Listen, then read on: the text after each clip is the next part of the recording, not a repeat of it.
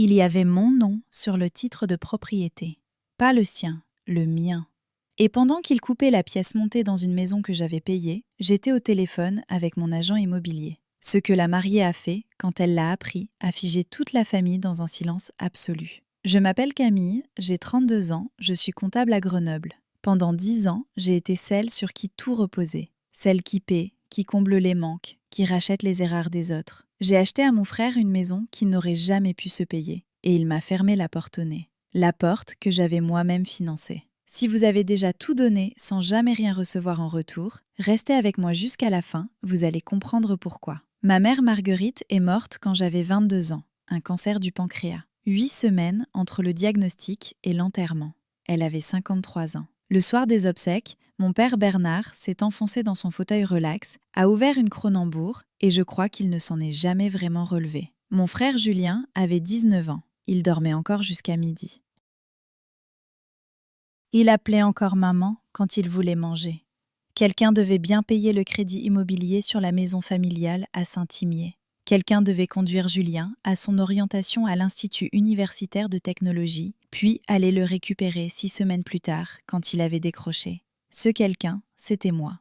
Je travaillais 2 postes en même temps. La journée dans un cabinet comptable, à répondre au téléphone et à classer des dossiers. La nuit, à remplir des rayons dans un entrepôt de grande distribution en dehors de Grenoble. Et le soir, après tout ça, je m'asseyais en cours du soir pour préparer mon brevet de technicien supérieur en comptabilité et gestion. Parce que si j'allais passer ma vie à gérer les désastres des autres, autant être payé correctement pour le faire. 4 ans comme ça. J'ai obtenu mon BTS à 26 ans sans aucune dette parce que je payais chaque semestre en piochant dans mon livret d'épargne sur mon téléphone environ 40 ou 60 € dès que j'avais un peu de marge. À cette époque, je versais déjà 300 € par mois à Julien pour son loyer, ses courses, son essence ou n'importe quelle urgence qu'il fabriquait cette semaine-là. Maman me l'avait dit avant de mourir. Elle était assise dans ce lit d'hôpital, la perfusion de morphine dans le bras et ses lunettes de lecture encore sur le nez, comme si elle s'apprêtait à vérifier ses propres comptes. Elle m'a dit de veiller sur mon frère, que j'étais la solide. Je l'ai pris au pied de la lettre, peut-être trop. Mais quand la personne que tu aimes le plus au monde te demande quelque chose avec son dernier souffle vraiment lucide, tu ne négocies pas les conditions. Tu ne réclames pas de reçu. Tu portes ça devant toi, même quand le poids commence à t'écraser les vertèbres à 3 heures du matin. Julien n'était pas un monstre, je tiens à le préciser. C'était mon petit frère, il avait le sourire de maman, et à 13 ans, il m'apportait un chocolat chaud pendant que je révisais, parce qu'il disait que mon cerveau avait besoin de carburant. Le problème, c'est que Julien n'a jamais appris le lien entre l'effort et ce qu'il produit, parce que je comblais l'écart à sa place. Il avait trouvé un poste de barman à 20 ans. 8 mois, puis il a arrêté parce que le gérant ne respectait pas ses idées. Ensuite, la vente de voitures d'occasion. 1 an avant qu'on le renvoie pour avoir falsifié les kilométrages sur des reprises, ce qu'il appelait de la comptabilité créative, ce que moi, en tant que comptable, j'ai trouvé personnellement insultant. Puis un entrepôt. 6 mois. Il a quitté parce que les horaires étaient inhumains, c'est-à-dire qu'il commençait à 7 heures du matin. Chaque fois, le téléphone sonnait. « Camille, je suis un peu juste ce mois-ci. » Un peu juste voulait dire 400 €. Son loyer, plus sa facture d'électricité, plus la mensualité d'un camion qu'il n'avait pas les moyens de payer. J'envoyais, à chaque fois. Julien n'était pas mauvais, il n'avait juste jamais eu besoin d'être bon, parce que j'étais toujours là pour couvrir la différence. Le problème avec le fait d'être le filet de sécurité de quelqu'un, c'est qu'avec le temps, il ne voit plus le filet. Il ne voit plus que le vide en dessous de lui, et il se croit en train de voler. Bernard n'a fait qu'aggraver les choses. Il m'appelait pour me dire que Julien traversait une mauvaise période, comme si toute la vie adulte de Julien n'était pas une seule et interminable mauvaise période, ponctuée de petites pauses panoramiques. Bernard n'a jamais dit à Julien de se ressaisir. Il ne l'a jamais assis en face de lui pour lui expliquer que sa sœur avait 26 ans et subvenait aux besoins de 2 foyers avec un salaire de comptable. Non, Bernard ouvrait une autre Cronenbourg et lançait qu'il finirait bien par s'en sortir. Julien ne s'en est pas sorti. Mon père a pris sa retraite de l'usine Caterpillar à 58 ans. Pas de son plein gré. Ses genoux ont lâché, l'entreprise lui a proposé un plan de départ et Bernard a accepté parce que se battre aurait demandé une énergie qu'il n'avait plus. Il touchait une petite pension et ses droits à la retraite. Il a gardé la vieille maison à Saint-Ismier, un pavillon de 3 pièces que maman avait rendu beau avec des rideaux chinés et des jardinières pleines de soucis. Et il l'a laissé se délabrer autour de lui. La peinture qui s'écaille, les gouttières qui pendent, les jardinières vides. Chaque soir, même rituel. Le fauteuil relax, la télécommande, une Cronenbourg, le lit. Il n'était pas cruel, pas violent, juste absent. Comme si quelqu'un avait débranché la prise quand Marguerite était morte et qu'il fonctionnait depuis sur les dernières réserves. Il clignotait, sans jamais vraiment s'allumer. Il aimait Julien d'un amour qui ne lui coûtait rien. Julien était bruyant, présent, il débarquait et réclamait des choses. Et avoir besoin de quelqu'un ressemblait à de la proximité pour un homme qui avait oublié ce que la vraie proximité signifiait. Moi, j'étais l'inverse. Je ne demandais rien à Bernard. Je l'appelais le dimanche, je m'inquiétais de sa tension. Je lui envoyais un chèque quand son camion avait besoin d'une pompe à eau. J'étais une infrastructure invisible, la plomberie et l'électricité qui maintenaient la maison debout pendant que tout le monde admirait la couleur des murs. Mon père ne m'aimait pas moins. Il oubliait simplement que j'existais. C'est étrange à dire, mais l'indifférence fait plus mal que le rejet. Parce que l'antipathie, c'est encore une forme de lien. Ça veut dire que quelqu'un a pris la peine de te regarder assez longtemps pour se forger une opinion. Bernard, lui, me regardait comme une fenêtre avec une vue convenable sur laquelle il ne faisait jamais vraiment la mise au point. Julien avait droit aux embrassades, aux coups de fil du dimanche, au « comment va mon garçon ». Moi, j'avais le silence entre deux nouvelles et la conviction tranquille que Camille allait bien, parce que Camille allait toujours bien. Il y a 2 ans, Julien a perdu son poste à l'entrepôt de grande distribution et s'est fait expulser de son appartement le même mois. 3 mois de loyer impayés, les avis de relance planqués sous son matelas comme un gamin qui cache ses mauvaises notes au fond de son cartable. Bernard m'a appelé en pleurant, vraiment en pleurant. La première fois que je lui entendais cette voix-là depuis l'enterrement. « Ton frère est à la rue, Camille. Il dort dans son camion. » Je suis allée à Saint-Ismier ce week-end-là. Julien était effectivement dans son camion, garé dans l'allée de Bernard, à manger des sandwichs de station-service avec l'air d'un golden retriever battu qui attend quand même sa récompense. J'aurais pu lui donner de l'argent pour un nouvel appartement. Premier mois, dernier mois, caution, me porter garante. Mais ça faisait 10 ans que je rapiéçais le toit de Julien, et j'en avais assez des rustines. Alors j'ai trouvé une maison, Saint-Ismier, 4 chambres, garage double, un jardin avec un érable. Affiché à 795 000 €. J'ai négocié à 770 000. J'ai versé un apport de 154 000 €, 8 ans d'économie d'une femme qui apportait son repas au bureau tous les jours et conduisait une Peugeot 207 de 2014 avec le tableau de bord fissuré. Et j'ai gardé le titre de propriété à mon nom. Je lui expliquai les conditions, assise à la table de cuisine de Bernard, l'acte de vente imprimé posé devant nous. Tu habites là, tu rembourses le crédit immobilier, 3 900 € par mois. Quand tu auras tenu un emploi stable 2 ans et honoré chaque échéance, je te transfère le titre. Julien a hoché la tête, comme un homme à qui on tend un billet gagnant. Il m'a serré la main, il m'a pris dans ses bras. Il a emménagé le mardi suivant et a annoncé à chaque ami, chaque voisin, chaque connaissance qu'il avait enfin son propre appartement. Il n'a jamais prononcé mon prénom. Pas une seule fois. Lucie Fontaine est entrée dans la vie de Julien environ 1 an après son installation. 27 ans, infirmière en réanimation au centre hospitalier universitaire de Grenoble, avec ce calme particulier des gens qui ont regardé des patients se battre pour survivre pendant 12 heures d'affilée, puis sont rentrés chez eux dans les embouteillages sans perdre les pédales. Elle avait financé ses études toute seule, sans aide familiale, sans raccourci.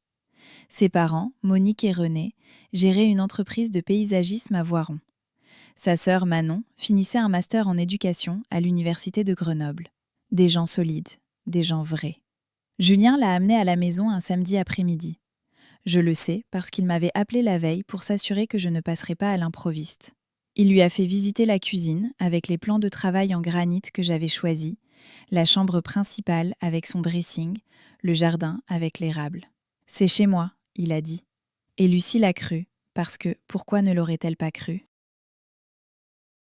Elle se trouvait dans une belle maison, avec un homme qui souriait, fier de lui, et elle ne savait pas qu'il existait un titre de propriété dans un classeur à Grenoble, avec un autre nom dessus.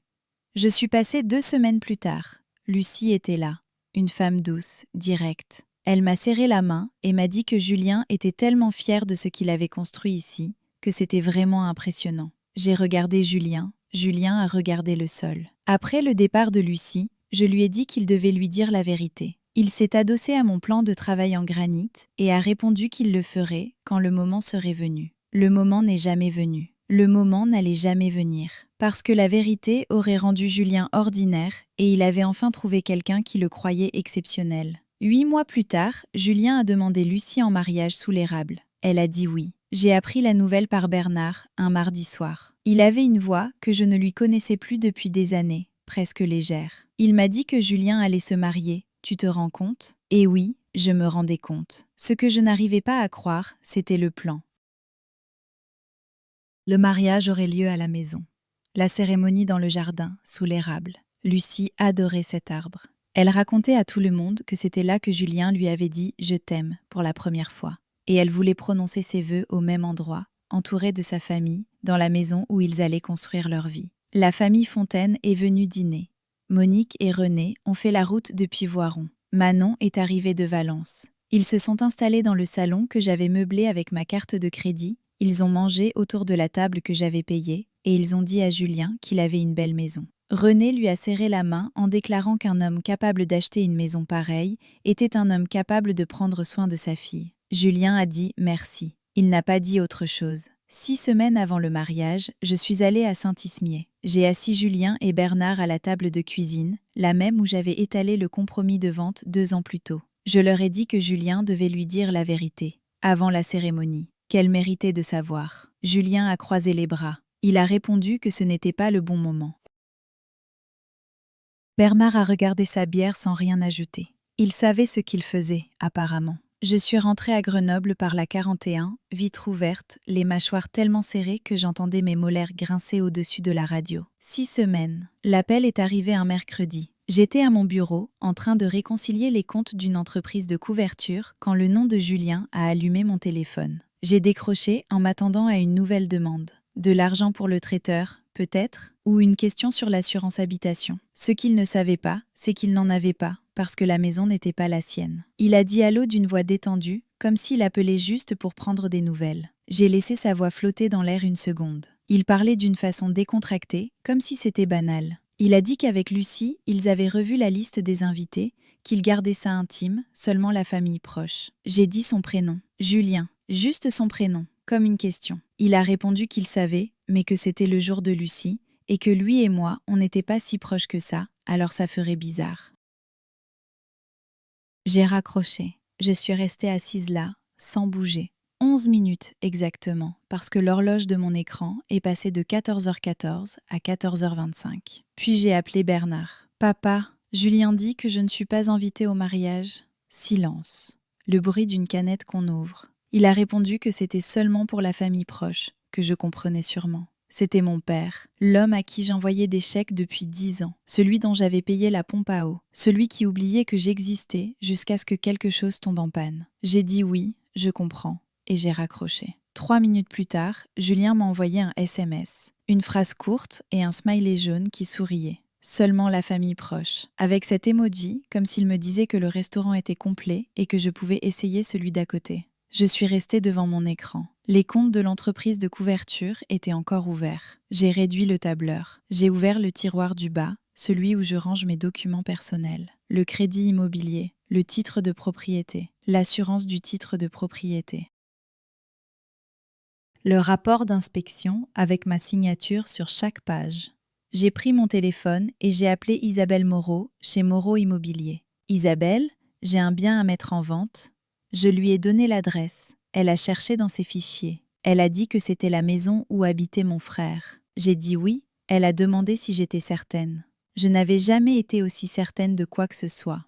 La famille proche allait découvrir quel nom figurait sur le titre de propriété. Isabelle Moreau avait 61 ans et vendait de l'immobilier en Isère depuis 30 ans. Ce n'était pas une femme qui s'emballait facilement. Mais quand je suis entrée dans son bureau le lendemain matin avec le titre de propriété, le relevé de crédit immobilier et l'attestation d'assurance du titre de propriété, Elle a levé les yeux au-dessus de ses lunettes de lecture et m'a dit de tout lui réexpliquer depuis le début. Je lui ai tout réexpliqué. Maison achetée il y a 2 ans, titre de propriété à mon nom, mon frère qui y vit, aucun bail, aucun contrat de location, aucun accord écrit.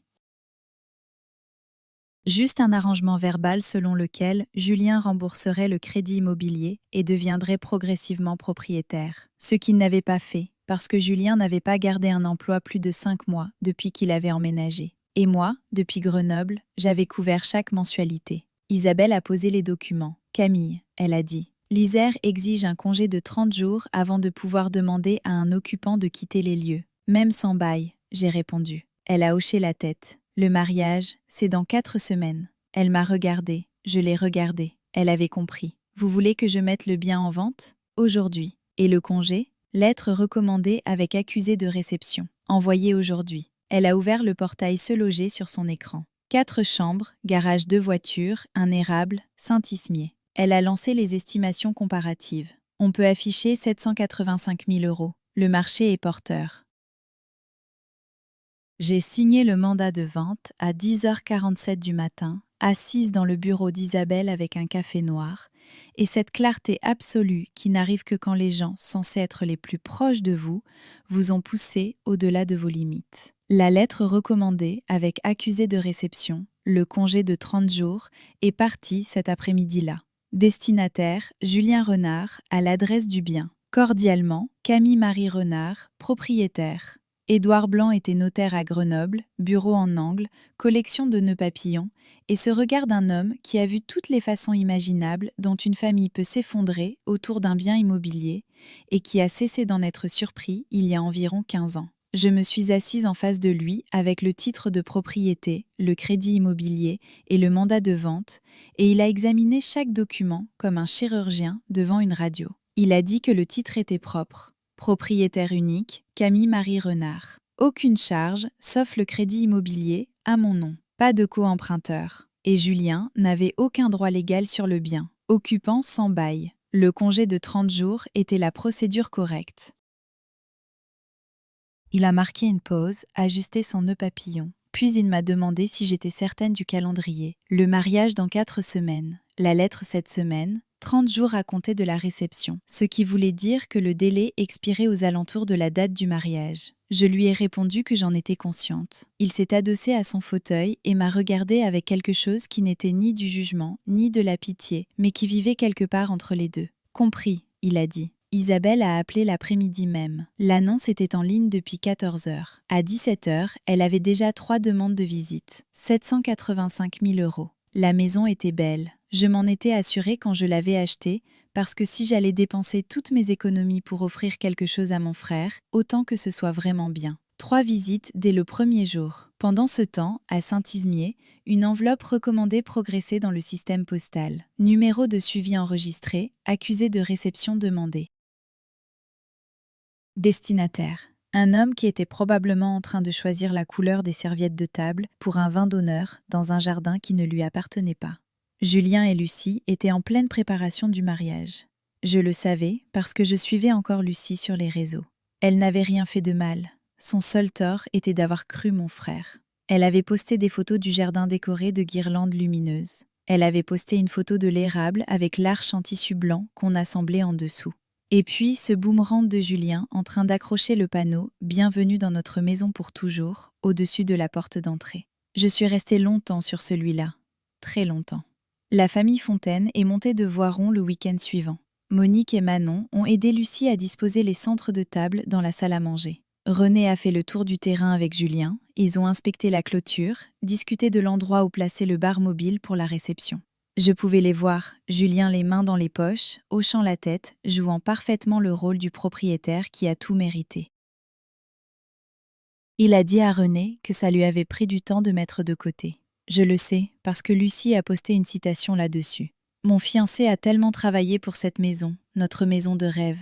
J'ai fermé l'application, j'ai ouvert le relevé de crédit immobilier à la place. 3 900 € à régler dans 12 jours. Et j'allais payer, parce que la maison était toujours à moi, le crédit était toujours à mon nom, et Julien n'avait pas couvert un seul versement depuis 4 mois. Quelque part pendant qu'elles arrangeaient les centres de table, Lucie avait parlé de moi. Je le sais parce que Manon a posté une story. Lucie a demandé où j'étais, elle a dit qu'elle aurait aimé me rencontrer. Julien a haussé les épaules. On n'est pas proche, on n'est pas proche. L'homme qui vivait dans ma maison, pendant que ma lettre recommandée était en transit, à 3 jours de la livraison, quelque part sur la 51 dans un camion de la Poste. Isabelle a appelé un jeudi. Offre au comptant, 779 000 €. L'acheteur voulait signer dans 15 jours. J'étais dans mon appartement, un 2 pièces dans le quartier Championnet, avec une fenêtre qui donnait sur un parking, et une cuisine si petite que je devais me mettre de côté pour ouvrir le réfrigérateur. Je payais 1 100 € par mois pour cet appartement, en plus des 3 900 du crédit immobilier sur une maison à 4 chambres à Saint-Imier, où mon frère organisait un mariage auquel je n'étais pas invitée. « Camille, tu es là ?»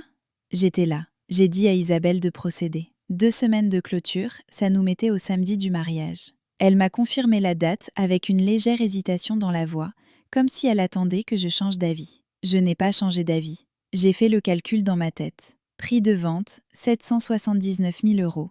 Crédit restant, environ 590 000. Frais de notaire, commission, droits de mutation, à peu près 34 000.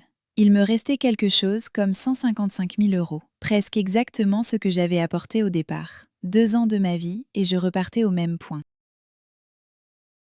Sauf que non, pas tout à fait au même point, parce que j'avais aussi couvert les mensualités que Julien était censé prendre en charge. Donc en réalité, j'étais en dessous. Mais 155 000 € sur mon livret d'épargne valaient mieux que 779 000 immobilisés dans une maison, devenue le monument au mensonge de mon frère. J'ai raccroché, j'ai regardé autour de moi, le parking sous la fenêtre, la cuisine où je devais me mettre de profil pour ouvrir le frigo, le coin bureau où je faisais de la comptabilité en freelance le week-end pour combler l'écart entre mon salaire et les remboursements du crédit. Je n'ai pas vendu la maison pour me venger, je l'ai vendue parce qu'elle était à moi.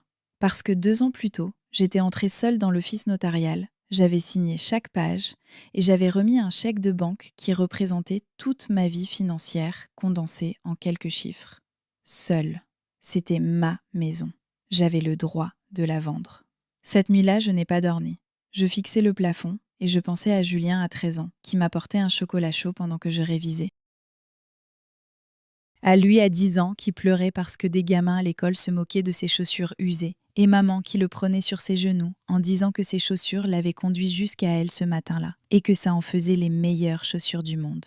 Je me souvenais de lui à 19 ans, au cimetière, dans un costume trop grand, l'air d'un enfant qui a enfilé les vêtements de son père. Je lui avais mis le bras autour des épaules et je lui avais promis que je m'occuperais de lui, l'érable dans le jardin. Il avait choisi cette maison en partie à cause de cet arbre. Il m'avait dit que cet érable lui rappelait celui sous lequel maman s'asseyait dans le jardin de Bernard, le soir en été, à lire ses romans policiers pendant que les lucioles commençaient à apparaître. J'ai failli appeler Isabelle. J'ai failli lui dire d'annuler la vente, que je trouverais autre chose. Et puis j'ai repris mon téléphone, j'ai fait défiler jusqu'au message de Julien. Seulement les proches de la famille, avec le smiley. Ce petit cercle jaune et souriant qui réduisait 10 ans de sacrifice à un détail sans importance. J'ai posé le téléphone, j'ai éteint la lampe. La vente aurait lieu. Et si Julien voulait prononcer ses vœux sous cet érable dans un jardin qui appartenait à un inconnu, c'était son choix. Mais c'était mon nom qu'on allait effacer d'un titre de propriété au service de la publicité foncière, pas le sien. Et j'avais mérité le droit de décider quand mon nom disparaissait d'un document que j'avais signé et payé entièrement seul. J'ai bien dormi cette nuit-là. La première vraie nuit complète depuis des semaines.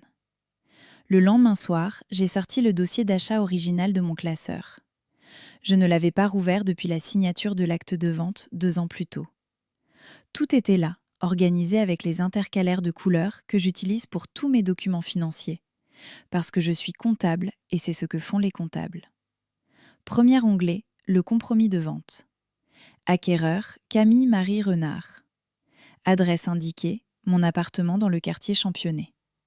Signé, daté, paraphé sur chaque page. Deuxième onglet, le rapport d'inspection. 26 pages. Ma signature en bas de chacune. Je me souvenais de l'inspecteur, un certain Gilles, qui sentait le café et avait des opinions très arrêtées sur la ventilation des toitures. Je me souvenais d'être restée seule dans cette maison vide, à parcourir les pièces, à vérifier les fenêtres, à ouvrir chaque placard. Julien n'était pas là, mon père non plus. Juste moi, Gilles, et son presse-papier. 3e onglet, le justificatif d'apport personnel. 154 000 €, chèque de banque tiré sur mon compte au Crédit Agricole. Mon compte, pas celui de Julien. La caissière du Crédit Agricole m'avait demandé si j'achetais la maison pour moi. J'avais répondu « pour mon frère ». Elle avait souri et dit que c'était la plus belle chose qu'elle avait entendue de la semaine. 4e onglet, la police d'assurance du titre de propriété. Propriétaire unique, Camille Marie Renard. Pas de copropriétaire. Pas de bénéficiaire désigné. Juste moi. J'étais assise à mon bureau, dans mon appartement d'une pièce, ces documents entre les mains, la preuve physique de chaque euro que j'avais gagné, économisé, remis. Et je repensais au message de Julien, réservé aux proches. Les proches. Mais les proches n'avaient pas signé 26 pages de rapport d'inspection.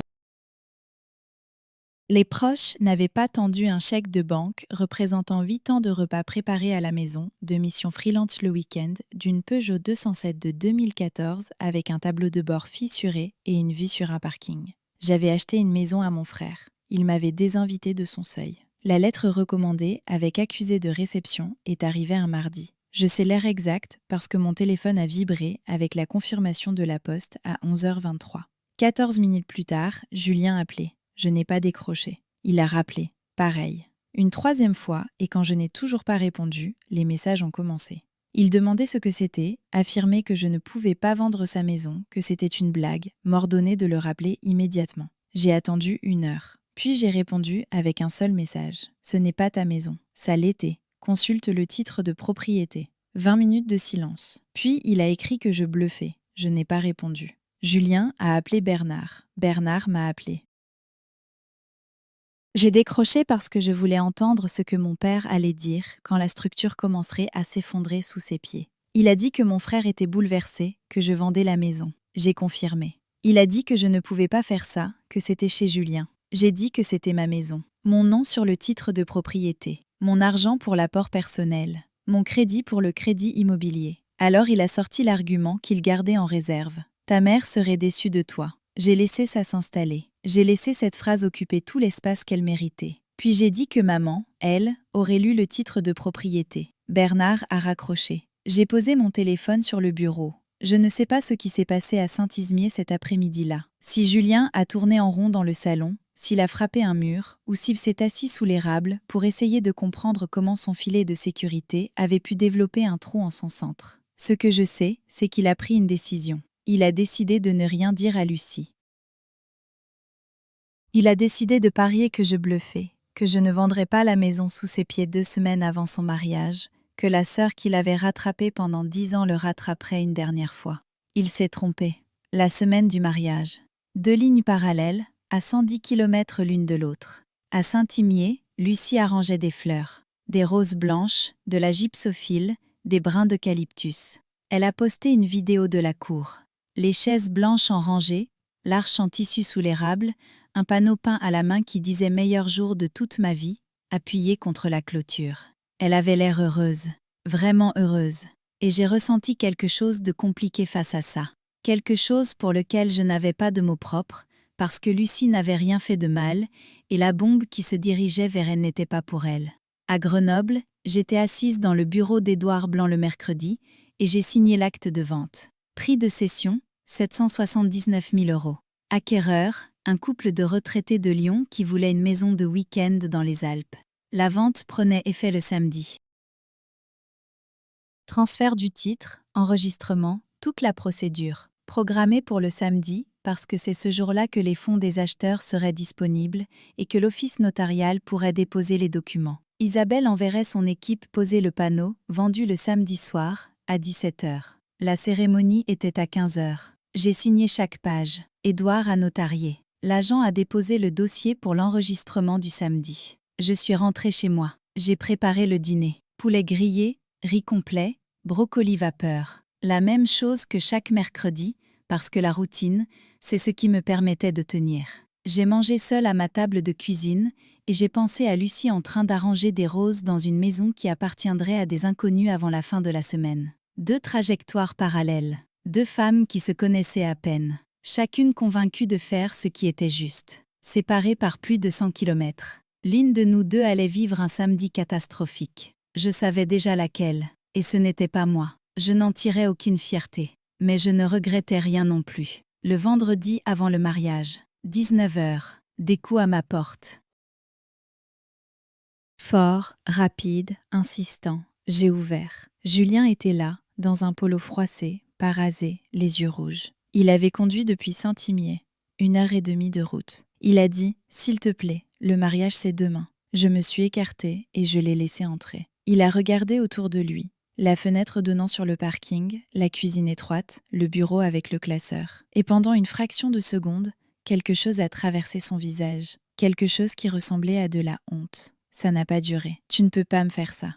La maison a été vendue hier. Sa bouche s'est ouverte, refermée, rouverte. Vendue à qui? Un couple de Lyon. L'acte de vente est demain. Demain, c'est mon mariage. Je sais. Il a agrippé le dossier de ma chaise comme s'il avait besoin de se raccrocher à quelque chose. Maman aurait honte de toi. J'ai regardé mon frère, mon petit frère, celui que j'avais nourri, financé, logé et protégé pendant 10 ans, debout dans mon appartement 4 fois plus petit que la maison que je lui avais achetée, en train de me dire que notre mère morte aurait honte de moi. Maman aurait honte de nous deux, j'ai répondu. Mais au moins, ce n'est pas moi qui ai menti. Son visage a changé.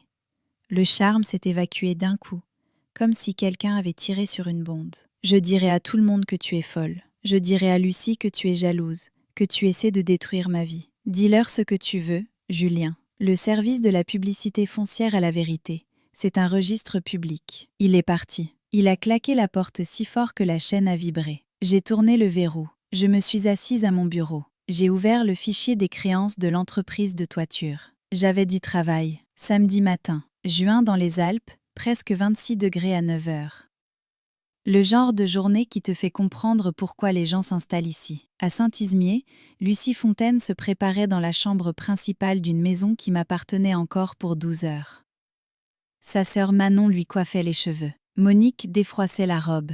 Les femmes de la famille Fontaine riaient, pleuraient, prenaient des photos. J'imagine que c'était beau, parce que Lucie méritait une belle matinée. Elle, au moins, ne savait peut-être pas vraiment ce qu'elle épousait. À Grenoble, je suis allée travailler. 2 petites entreprises, des rapprochements bancaires mensuels.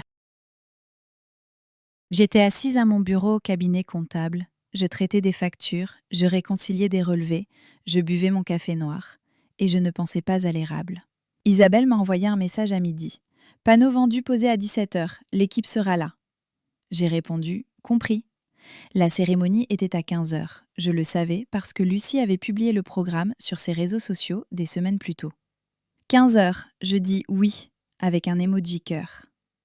À 15h ce samedi-là, sous l'érable du jardin qui m'appartenait encore pour 2 heures, Julien et Lucie ont échangé leurs vœux. Je le veux. Je le veux. Les alliances, le baiser, les applaudissements. Monique a pleuré. René a serré la main de Julien. Manon a lancé des pétales de fleurs. Le photographe a tout capturé. L'arche en tissu blanc, l'arbre, les chaises, le couple, la lumière dorée de l'après-midi filtrant entre les feuilles. Ils se sont mariés dans un jardin que j'avais payé, sous un arbre dont j'étais tombée amoureuse lors d'une visite à laquelle j'étais venue seule, devant une maison que j'avais achetée avec 8 ans de ma vie. Et pas une seule personne assise dans ces chaises blanches ne savait que la femme qui possédait tout ça était à plus de 100 kilomètres de là, en train de saisir des reçus dans un tableur. J'essaie parfois d'imaginer ce moment précis. Julien qui prononce ces mots « Je le veux » dans une maison où mon nom figure sur chaque document. Le titre de propriété, le crédit immobilier, l'assurance habitation, le rapport d'inspection, ma signature partout. Et eux qui ont choisi cet endroit comme décor de leur histoire d'amour en effaçant simplement celle qui l'avait rendue possible. La réception a commencé vers 16h. Dans le jardin, les guirlandes lumineuses tendues entre les arbres, un bar mobile installé près de la clôture où René servait le champagne avec la satisfaction d'un homme convaincu que sa fille avait fait le bon choix. Les traiteurs avaient disposé leur stand le long de la terrasse. Mini sandwich au jambon effiloché, bar à gratin dauphinois, une pièce montée à la crème, au beurre vanille et au brin de lavande trônant au centre. Lucie avait troqué sa robe de cérémonie pour quelque chose de plus court, pour danser. Julien avait desserré son nœud papillon. Les photographes tournaient dans tous les sens. Monique riait, une flûte à la main. Manon dansait avec un cousin. Bernard, lui, était assis sur une chaise de jardin en retrait, une Cronenbourg posée sur le genou, les yeux fixés sur son fils avec une expression qui ressemblait à de la fierté, mais qui était probablement juste du soulagement. Quelqu'un d'autre gérait Julien maintenant. Les tartines grillées ont circulé vers 16h30. Monique s'est levée pour porter un toast. Elle a dit que c'était une belle maison, que Julien avait tellement travaillé pour offrir un foyer à sa fille, que Lucie méritait tout ça. Tout le monde a levé son verre. Julien a souri. Je suis sûre que c'était son plus beau sourire, celui qu'il sortait depuis ses 6 ans pour se tirer de tous les mauvais pas. 17h. La fête battait son plein. Julien faisait tourner Lucie sous les guirlandes, l'érable projetait de longues ombres sur la pelouse, les rires portaient jusqu'à la rue. C'est à ce moment-là qu'Isabelle est arrivée avec son équipe. Un van blanc Moreau Immobilier garé devant la maison. Ils ont longé le bord du terrain et ils ont planté le panneau. Fond blanc, lettres marines, le logo d'Isabelle en haut, vendu. Le panneau est entré dans la terre à 17h07. Personne dans le jardin n'a remarqué, trop occupé à danser, à fêter, à construire un avenir sur des fondations qu'on venait de vendre sous leurs pieds. La fête s'est effilochée vers 19h. Les invités ont commencé à migrer vers le devant de la maison, à récupérer sacs et vestes, à se dire au revoir sur le porche. La plupart sont passés devant le panneau sans le voir. Ils étaient encore dans le brouillard agréable d'une bonne fête, le champagne dans la tête, les mini-sandwichs au jambon effilochés dans l'estomac. C'est Manon qui a tout fait basculer. 23 ans, toujours sur son téléphone, elle s'est arrêtée au bord du trottoir pour prendre un selfie avec la maison en fond, pour poster quelque chose sur la grande journée de sa sœur. Elle a cadré la photo, souri, regardé l'aperçu. Et puis son regard est passé par-dessus son propre visage jusqu'à la chose plantée dans la pelouse. Elle a baissé son téléphone. Elle a marché jusqu'au panneau. Elle l'a lu 2 fois. Julien, elle a dit, sans se retourner, avec cette intonation particulière qu'on a quand on pose une question dont on connaît déjà la réponse. « Il y a un panneau sur ta pelouse ?» Les conversations sur le porche se sont arrêtées net. René a posé son verre de champagne. Monique s'est retournée. Julien, qui se tenait dans l'embrasure avec son bras autour de Lucie, est devenu blanc. Pas progressivement, d'un coup, comme si quelqu'un avait coupé l'alimentation. « Quel panneau ?» il a dit. Tout le monde a avancé vers le devant. Le cortège entier, la famille Fontaine au complet, Bernard avec sa Cronenbourg, le photographe qui continuait à shooter parce que les photographes ne s'arrêtent jamais. Ils se sont tous retrouvés sur la pelouse d'une maison qui n'appartenait plus à personne parmi eux, et ils ont fixé ce panneau blanc et marine avec le mot « Vendu » en lettres lisibles depuis la rue. Les guirlandes lumineuses brillaient encore dans le jardin. La pièce montée était toujours sur la table. L'érable, lui, ne savait rien de tout ça. Lucie s'est approchée du panneau en robe de réception, la courte, celle en dentelle blanche qu'elle avait gardée pour la soirée, pieds nus parce qu'elle avait envoyé valser ses talons pendant le premier slow. Elle a lu à voix haute, lentement, comme elle lirait un dossier médical en service de réanimation, en vérifiant chaque détail. Vendu. Moreau Immobilier. Isabelle Moreau, agent. Elle s'est retournée. Tout le monde l'a regardée. Julien se tenait sur le porche, les bras le long du corps, le visage couleur de vieux papier. Julien. Sa voix était posée. Posée comme elle l'est quand elle annonce à une famille que leur proche n'a pas survécu, avec clarté, sans mots de trop. Est-ce qu'il y a quelque chose que tu veux me dire ? C'est une erreur. Mauvaise propriété. Une confusion. De qui est ce bien, Julien ? Silence. Pas un silence vide, un silence plein. Plein de chaque mensonge empilé sur le précédent, une tour d'assiette dans une cuisine de restaurant à un souffle de s'effondrer. De qui, Julien ? Monique s'est avancée. Elle a posé la main sur l'épaule de Lucie. René était derrière, les mains de paysagiste serrées en poing. Il n'allait frapper personne. Il avait juste besoin de tenir quelque chose. « Est-ce qu'il y a quelque chose que tu dois nous dire ?» a dit Monique, et sa voix était tout le contraire de posée. Elle tremblait, comme tremble la voix d'une mère qui comprend que sa fille a peut-être épousé un mensonge. Julien a ouvert la bouche, l'a refermée, l'a rouverte. « Je peux expliquer. C'est ce que disent les gens quand ils ne peuvent pas expliquer. C'est le préambule universel au mensonge qui n'est pas encore assemblé. Lucie attendait, pieds nus sur la pelouse avec le panneau « Vendu » dans le dos. Julien a parlé vite, le charme tournant à vide, produisant des mots à une cadence qui suggérait qu'aucun d'eux n'avait été soumis à la moindre vérification. C'est une arnaque, un faux panneau, mauvaise maison. Je vais appeler la police. Lucie n'a pas bougé. Alors montre-moi le titre de propriété. Julien a cligné des yeux. Quoi ? Le titre de propriété, Julien ? Si c'est ta maison, montre-le-moi. Tu l'as à l'intérieur, non ? Dans un classeur, un coffre, un tiroir. Sa bouche s'est remise en mouvement. Aucun son n'en est sorti. Lucie a répété la même phrase une troisième fois, avec la même intonation, comme si elle lisait un protocole médical. Il est à la banque. Il garde l'original. Non, il ne garde pas. J'ai acheté ma propre voiture, j'ai vu comment fonctionnent les documents. Montre-moi le titre de propriété. Il ne pouvait pas. Le titre de propriété se trouvait dans un classeur, dans un appartement d'une pièce du quartier Championnet, rangé sous l'onglet Saint-Ismier, avec un code couleur, parce que la propriétaire était une comptable qui organisait tout, chaque chose à sa place. Chaque mensonge aussi, finalement. Lucie l'a regardé, et je crois que c'est à ce moment précis que la pile d'assiettes a basculé. Pas dans un fracas, non. Avec une inclinaison lente, horrible. Elle a dit quelque chose que je n'oublierai jamais quand elle me l'a raconté. J'ai vu des gens mentir dans leurs pires moments, des patients qui jurent et n'avoir pas bu alors que leur foi lâche, des familles qui disent que tout ira bien quand ça n'ira pas. Je sais à quoi ça ressemble. Une pause. Et je suis en train de le regarder. Le visage de Julien s'est effondré. Monique pleurait. René avait passé son bras autour d'elle.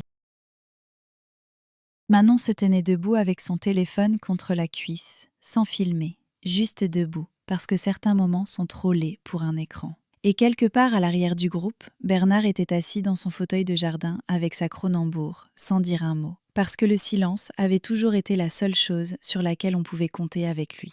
Le lendemain matin, dimanche, les fleurs du mariage se fanaient dans le jardin. La pièce montée attendait, à moitié entamée sur la table de la terrasse, la crème au beurre ramollissant sous l'humidité des Alpes. Lucie n'avait pas dormi. Elle me l'a dit plus tard. Elle avait passé la nuit dans la chambre des amis, porte verrouillée. Julien avait frappé 2 fois, elle n'avait pas répondu. À 6 heures du matin, quand la maison était silencieuse, elle a ouvert son ordinateur. Elle a navigué vers le site du service de la publicité foncière de l'Isère. Elle a tapé l'adresse du bien. La recherche a pris 4 secondes. Le résultat est apparu, net, sans ambiguïté, comme seuls les registres officiels peuvent l'être. Pas de drame, pas d'émotion. Juste des faits saisis par un agent administratif qui n'avait aucune idée de ce que ces faits allaient un jour détruire. Propriétaire, Camille-Marie Renard. Date des acquisitions, 2 ans auparavant. Prix d'achat, 770 000 €. Propriétaire unique. Aucun cotitulaire. Aucun transfert. Lucie est restée assise à la table de cuisine. La même table où j'y avais un jour étalé le compromis de vente devant Julien. La même table où la famille Fontaine avait dîné en lui disant quelle belle maison il avait. Elle a fixé l'écran. Longtemps. Puis elle a fermé l'ordinateur. Elle l'a porté au salon. Julien était sur le canapé. Toujours dans sa chemise de mariage, déboutonnée. Il avait la tête de quelqu'un qui avait passé la nuit à répéter des explications et à les rejeter une par une. Elle a posé l'ordinateur sur la table basse, l'a ouvert, a tourné l'écran vers lui. « Tu m'avais dit que tu avais acheté cette maison. » Julien a regardé l'écran, puis Lucie, puis l'écran encore. Le service de la publicité foncière ne ment pas. Il ne charme pas. Il ne choisit pas le bon moment. Il est là, en noir et blanc, et il dit ce que tout le monde autour avait eu trop peur ou trop intérêt à taire. Julien a fixé l'écran un long moment. Lucie se tenait debout devant lui, bras croisés, encore dans le t-shirt trop grand qu'elle avait mis pour dormir. Sa robe de mariée pendait dans le dos de la porte de la chambre d'amis, comme le fantôme de la veille. Camille allait me le transférer. Il a fini par dire ça.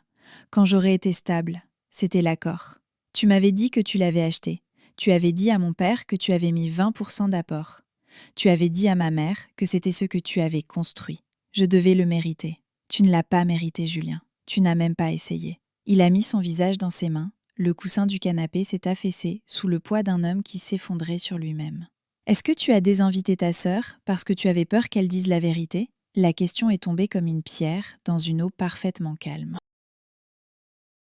Je pouvais presque sentir les ondes se propager depuis le canapé jusqu'à la cuisine, puis jusqu'au jardin où les chaises blanches étaient encore alignées en rangées et où l'érable avait silencieusement assisté à une cérémonie bâtie sur du sable. Julien n'a pas levé les yeux. Oui, à peine un souffle. La chose la plus honnête que mon frère ait dite en 2 ans, murmurée dans le creux de ses propres mains, dans un salon rempli de meubles qu'il n'avait pas payés, le lendemain d'un mariage qui n'aurait jamais dû avoir lieu, dans une maison qui n'avait jamais été la sienne.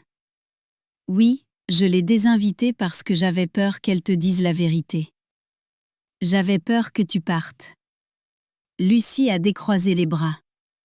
Tu avais raison d'avoir peur. Elle est retournée dans la chambre d'amis sans ajouter un mot. Julien est resté sur le canapé. L'écran de l'ordinateur brillait toujours, affichant la page du registre foncier public, patiente et permanente.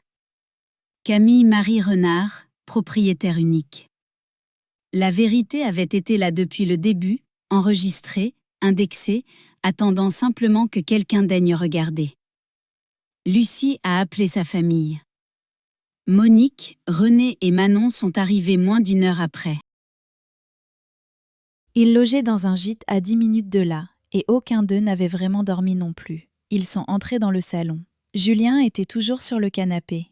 Il avait enfilé une chemise propre, ce qui m'a frappé comme étant la chose la plus Julien qui soit. Même en train de s'effondrer complètement, il pensait à l'image qu'il donnait. Lucie s'est placée au centre de la pièce et a exposé la situation à sa famille avec le calme d'une femme qui lit un rapport médical. Julien n'a pas acheté cette maison. C'est sa sœur Camille qui l'a achetée. Il y a 2 ans. Elle a versé l'apport personnel, elle a souscrit le crédit immobilier, elle a gardé le titre de propriété à son nom. Julien devait mériter le transfert en conservant un emploi et en remboursant les mensualités. Il n'a fait ni l'un ni l'autre. Silence. René a fait un pas en avant. C'était un homme imposant, les épaules larges après 30 ans à porter des dalles et des sacs de terre, et il s'est arrêté à environ 1 mètre de Julien et s'est simplement planté là. Tu m'as dit que tu avais mis 20% d'apport. Tu m'as regardé dans les yeux à cette table et tu as dit que tu avais mis du temps à économiser. Je t'ai serré la main. Julien a ouvert la bouche. Julien n'a rien dit, rien du tout. La bouche ouverte, les yeux qui cherchaient quelque chose sur le plancher, comme si une réponse allait surgir entre les lames de parquet. Manon a parlé depuis le couloir. Sa voix était calme, presque froide. La sœur qui n'était pas invitée au mariage, c'est elle qui a vraiment acheté cette maison?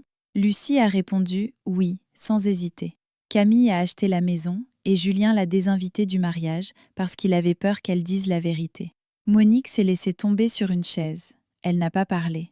Elle regardait autour d'elle, les moulures au plafond, le parquet, le plan de travail en granit, et je pense qu'elle voyait tout ça différemment d'un seul coup.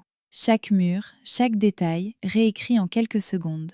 Pas à Julien, jamais à Julien. Voilà ce que j'ai compris sur la vérité. On peut la cacher aux gens, mais pas aux documents. Les titres de propriété, les actes, les registres, eux, ils n'oublient pas. Ils ne se laissent pas charmer. Ils se moquent complètement de tes sentiments. Mon téléphone a sonné le dimanche matin à 11h14. J'étais à ma table de cuisine, des tartines grillées à moitié mangées devant moi, la tablette ouverte sur les actualités. La vie tranquille d'une femme qui avait déclenché quelque chose à plus de 100 km de là et qui attendait que les éclats retombent. L'écran affichait Lucie Fontaine, pas Lucie Renard. Elle n'avait pas changé. Peut-être qu'elle ne changerait jamais. Camille. Elle a dit mon prénom comme si elle testait si j'allais décrocher. J'ai regardé le titre de propriété. Je sais, j'ai répondu. J'ai vérifié le registre foncier public ce matin. Ton nom est sur tout. Oui. Un long silence. J'entendais des voix en arrière-fond. Monique peut-être, ou Manon. Le bruit d'une famille qui essaie de se recomposer autour d'une fille qui venait de réaliser que son mariage reposait sur un mensonge de fond. Pourquoi tu ne m'as pas dit? Est-ce que tu m'aurais cru? La sœur de ton fiancé débarque et te dit qu'il n'est pas propriétaire, que c'est elle qui a tout payé? Tu aurais cru ça? Ou tu aurais pensé que j'étais jalouse et amère, exactement comme Julien te l'avait dit? Un autre silence. Il a dit que tu étais compliqué. Je ne suis pas compliqué, je suis comptable.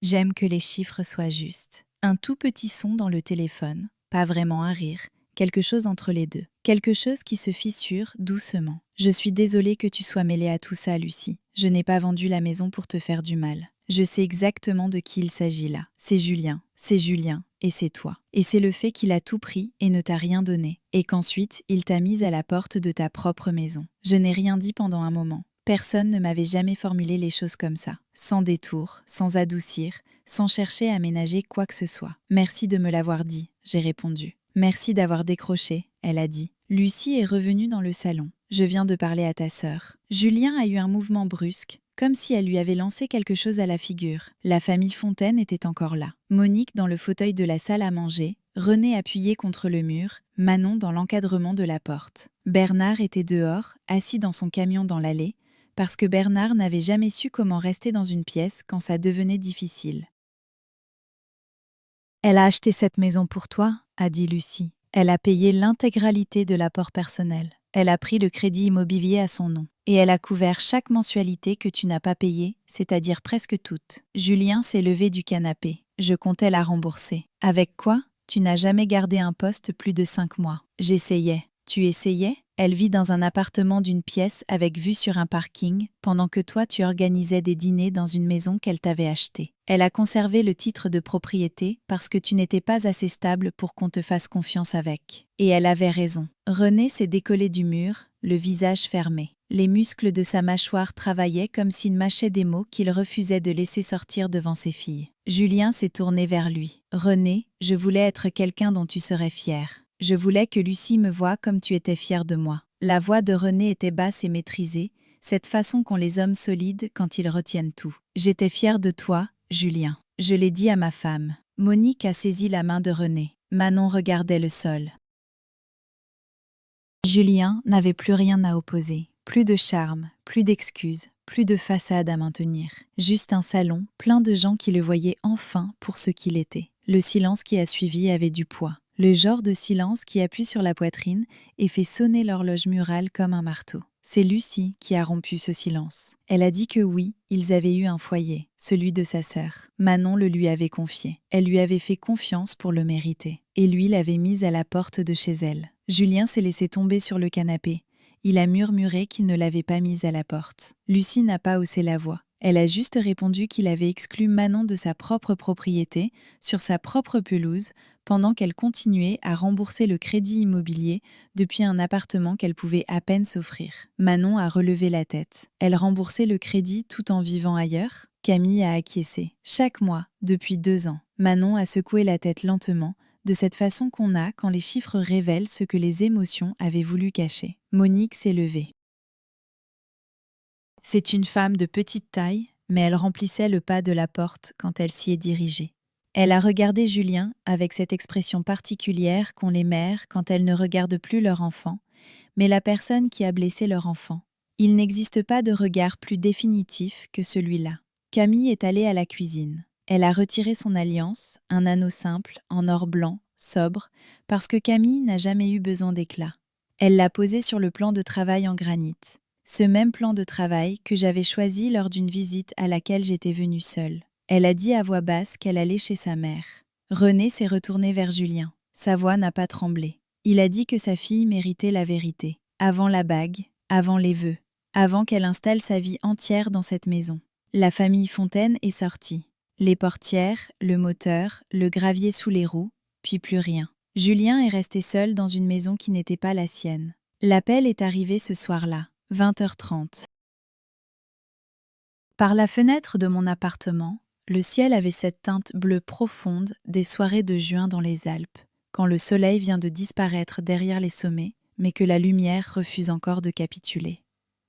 Camille, c'est Camille, je sais, je l'ai quittée. Elle l'a dit comme on énonce un fait clinique. La tension est à 12/8, le patient est stable. Je l'ai quittée. Je suis chez ma mère. J'ai pris mes affaires et mon sac d'infirmière et je suis partie. Je suis désolée, Camille. Ne le sois pas, tu m'as rendu service. Ces mots ont flotté entre nous et j'ai senti quelque chose se déplacer en moi. Un poids qui appuyait sur un mur porteur depuis le jour où Julien m'avait envoyé ce smiley. Pas vraiment du soulagement, plutôt une reconnaissance. Quelque chose qui ressemblait à « enfin ». « Combien de temps tu l'as porté ?» elle a demandé. 10 ans. 10 ans et il t'avait interdit d'entrer dans la maison que tu lui avais achetée? Exactement. Moi, je l'aurais vendue aussi. Silence. On respirait toutes les deux. Une infirmière en réanimation et une comptable, à plus de 100 kilomètres l'une de l'autre, reliées par un homme qui avait menti à chacune de nous. Et par une maison où aucune de nous ne vivrait jamais. Tu sais ce qui me tue, elle a dit. Je suis tombée amoureuse de lui dans ce jardin, sous cet érable. Je croyais que c'était vrai. L'érable, lui, il était vrai.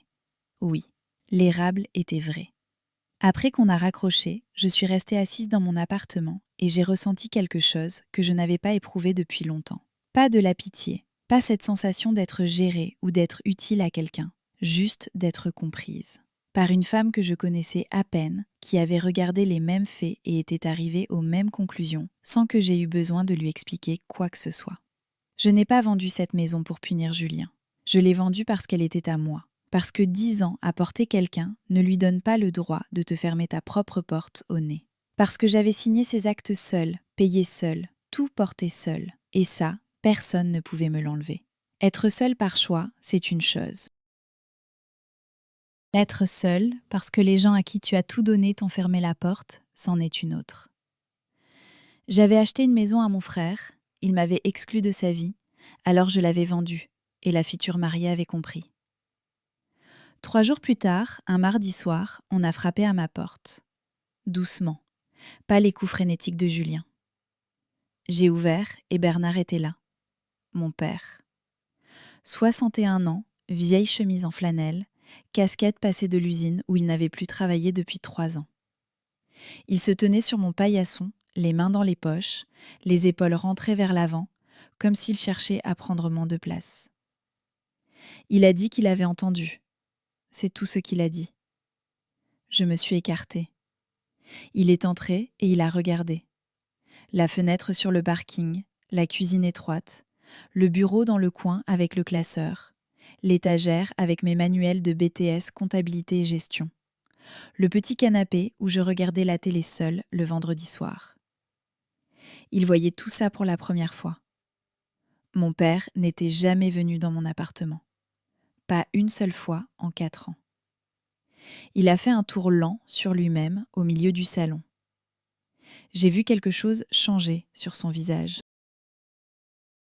Le calcul venait d'atterrir. C'était là que vivait sa fille. C'était ce qu'elle pouvait se permettre après avoir tout mis sur son fils. Il s'est assis sur le canapé, il a retiré sa casquette. Il la tenait dans ses mains et il a commencé une phrase. « Ta mère » et il s'est arrêté. Il a regardé la casquette. Puis, il m'a regardé et j'ai vu dans ses yeux quelque chose que je n'avais pas vu depuis la veille de l'enterrement de maman. Une lueur de l'homme qu'il avait été. Le père qui m'avait appris à faire du vélo. Le mari qui dansait lentement avec Marguerite dans la cuisine le samedi matin. Ça a duré 2 secondes, peut-être. Il a dit « Prends soin de toi ». Il s'est levé, a remis sa casquette, a marché vers la porte. Il a failli se retourner. Presque. « Au revoir, papa ». Il a hoché la tête et il a disparu dans le couloir. J'ai fermé la porte. Presque. C'est le mot qui résume toute ma famille. 2 mois plus tard, Julien a perdu la maison. Les nouveaux propriétaires ont emménagé 3 semaines après la signature de l'acte de vente. Julien n'avait nulle part où aller. Il est retourné chez Bernard, dans le pavillon de Saint-Imier, avec la peinture qui s'écaille, les bacs à soucis vides et le fauteuil relax qui portait encore la forme de son corps. Il a trouvé un poste de barman près de l'autoroute. Un autre bar, le même schéma, mais au moins, il travaillait. Lucie a déposé une demande d'annulation de mariage pour fraude, moins de 60 jours après la cérémonie, ce qui simplifiait les démarches. La famille Fontaine a coupé les ponts avec Julien du jour au lendemain. René ne rappelait plus, Monique l'avait bloqué. Et Manon a posté une story avec un coucher de soleil et les mots « Protège ta paix », ce qui était, je suppose, la version de sa génération d'une porte claquée. Lucie est rentrée dans son appartement à Grenoble, celui qu'elle avait gardé quand elle avait emménagé chez Julien, parce qu'une partie d'elle avait visiblement conservé une porte de sortie. Ça m'a dit quelque chose sur les instincts d'une femme qui travaille en service de réanimation. Elle a repris ses gardes en moins d'1 semaine. Moi, j'ai touché 155 000 € net de la vente. J'ai soldé mes 22 000 € de prêts étudiants restants. Le reste est allé sur mon livret A et je n'y ai pas touché. J'ai gardé mon appartement, mon travail, ma Peugeot 207 de 2014 avec le tableau de bord fissuré. J'ai gardé ma vie exactement comme elle était, juste plus légère, parce que je ne portais plus le crédit immobilier d'un homme qui m'avait dit que je n'étais pas assez proche pour mériter de mettre les pieds dans son jardin. Lucie et moi, on s'est retrouvés pour un café, environ 6 semaines après tout ça. Un endroit, rue Félix Vialet. Petite table près de la fenêtre, 2 cafés crème, peu de mots sur Julien. On n'est pas devenus amis, mais on s'est comprises. Parfois c'est suffisant. Un jeudi soir, tard. J'étais à mon bureau, devant mon tableur de budget personnel, le même que je tenais depuis les cours du soir, mis à jour chaque mois, chaque euro suivi et catégorisé avec la rigueur d'une femme qui a appris tôt que l'argent, c'est juste de la confiance organisée. L'appartement était silencieux, le parking dehors, plongé dans le noir. J'ai ouvert le tiroir du bas pour classer le relevé du mois et sous les dossiers, j'ai trouvé une photo que j'avais oubliée là. Ma mère, Marguerite, assise à son petit bureau dans la cuisine de la maison de Saint-Ismier. Le bureau où elle réglait les factures de la famille à la main, avec un stylo à billes, un cahier à spirale en guise de registre, parce qu'elle n'a jamais fait confiance aux ordinateurs pour l'argent. Sur la photo, elle souriait, lunettes de lecture sur le nez, stylo en main, la lampe de bureau dessinant un cercle de lumière chaude autour d'elle. Je l'ai tenue un moment dans les mains. « Voilà maman, on travaille toutes les 2 tard ce soir. » Je l'ai remise dans le tiroir. J'ai pensé à l'érable. J'ai pensé à Julien à 13 ans, qui m'apportait un chocolat chaud sans qu'on lui demande. J'ai pensé à Bernard, debout dans mon salon, sa casquette entre les mains, à 2 mots près de dire ce qu'il aurait fallu dire. J'ai pensé à Lucie, pieds nus sur la pelouse dans sa robe de mariée, lisant un panneau vendu avec le calme précis d'une femme habituée à encaisser les mauvaises nouvelles. Et puis j'ai pensé à un message avec un smiley. Être généreuse, ça ne veut pas dire être interchangeable. Les gens qui traitent tes sacrifices comme des meubles sont toujours les plus surpris quand tu les reprends. Une maison à 770 000 €, un mariage sans l'investisseuse principale, une mariée qui a trouvé la vérité dans le registre foncier public, et un frère qui a compris trop tard que la famille proche, ça ne peut pas être seulement ceux qui prennent, ça doit aussi inclure ceux qui donnent. Si cette histoire t'a touché quelque chose, tu sais quoi faire. Écris ce que tu aurais fait à ma place, partage avec quelqu'un qui en a besoin, et abonne-toi. Je t'attends dans la prochaine.